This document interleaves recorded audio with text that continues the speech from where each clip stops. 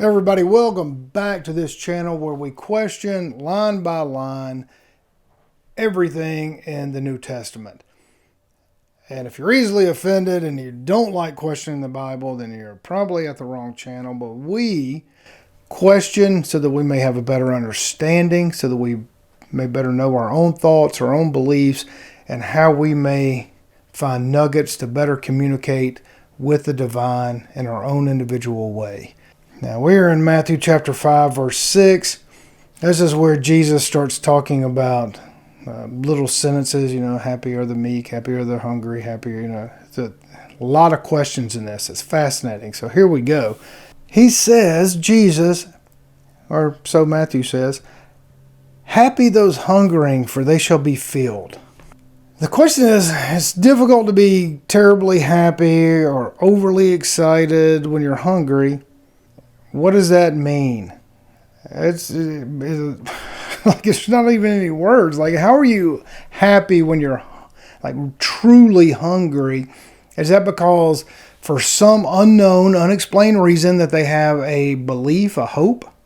I don't know. It doesn't say. So in chapter 5, verse 7, Jesus goes on to say, happy are the kind because they find kindness. Instantly, I thought of karma. If you're kind to somebody else, typically that kindness comes back. If you always find kindness in everything, you always receive kindness. Your perception does become reality. That's just what I thought, and it seemed like a parallel to Eastern philosophy in India, where there's a long tradition of Jesus being in India and all of these unknown years and undescribed years in the Gospels, where was he actually trained? Was that true? Because it sounds like he just came straight from a yogi master. And then in chapter 5, verse 8, it says, happy are the clear in heart because they shall see God. When? How? How do you see God? Are they talking about in the flesh? Are you talking about after you're dead? No explanation. It seems a little lacking.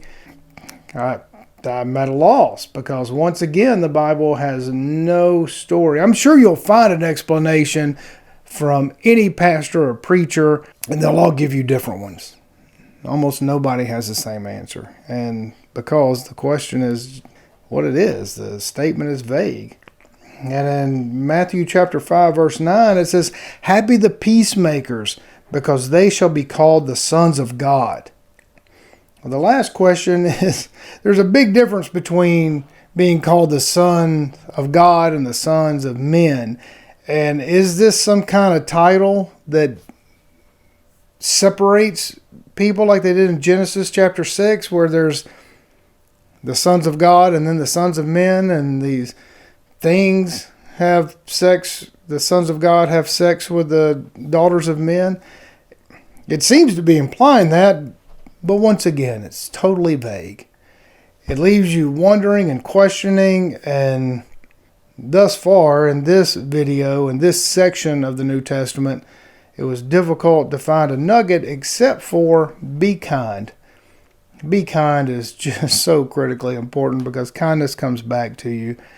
And I hope that we're all kind to each other, and if you have any comments or suggestions, be kind when you write them. Have your good intent in place and express it accordingly. And if you find questioning everything really valuable, then you would love coming here on Sundays at 1:15 because we question everything. In order for us to know ourselves better, know our friends, our family, our loved ones better, so that we can ultimately communicate with the divine the best way we individually can. So if that appeals to you, come out and see us. We're here. We're at the mysticsofTexas.com. Has our information, our address, all that stuff. And you're welcome to come. It's a wonderful group, an eclectic group of all people of just everything. It's wonderful that we can come together in such a fantastic way to be true friends. And if you're looking for a true friend in the great area and you want to come explore that, then come out and see us. So I appreciate you being with us, and we'll see you on the next video.